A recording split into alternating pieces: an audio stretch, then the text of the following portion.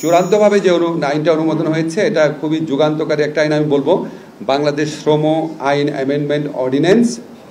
এখানে আমাদের শ্রমিকদের স্বার্থ রক্ষার জন্য, তাদের কল্যাণে অনেকগুলো পদক্ষেপ নেওয়া হয়েছে।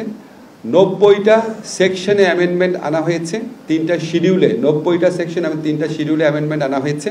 সব তো আমি বলতে পারবো না, কয়েকটা জিনিস শুধু বলি। এবং এই অ্যামেন্ডমেন্টগুলো আনা হয়েছে আমাদের যে আইএলওর কমিটি অফ এক্সপার্ট আছে তাদের রেকমেন্ডেশন অনুযায়ী। আপনারা জানেন আইএলওতে বাংলাদেশের বিরুদ্ধে একটা কমপ্লেইন প্রসিডিওর আছে, ওই প্রসিডিওরও অনেক রেকমেন্ডেশন আসছে। আমাদের ইন্টারন্যাশনাল যারা ডোনার আছেন, আমাদের যারা বিভিন্ন রাষ্ট্র আছেন, শ্রম অধিকার সংক্রান্ত বিভিন্ন প্রতিষ্ঠান আছেন, সমস্ত কিছু বিবেচনা নেওয়া হয়েছে। ট্রাইপার্টাইট যে কমিটি আছে, ত্রিপক্ষীয় কমিটি, শ্রমিক, মালিক এবং সরকার, এই কমিটি আপনার 5টা মিটিং করেছে, 3টা ওয়ার্কশপ করেছে, অসংখ্য কনসালটেশন করেছে।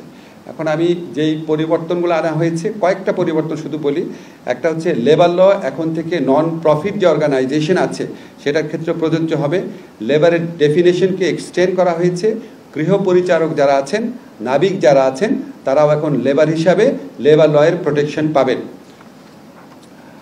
ব্ল্যাকলিস্টিং একটা প্রথা ছিল, যে শ্রমিক যাদের বিরুদ্ধে মালিকদের অভিযোগ থাকতো তারা ব্ল্যাকলিস্ট করতো এবং তারা অন্য কোথাও চাকরি পেত না।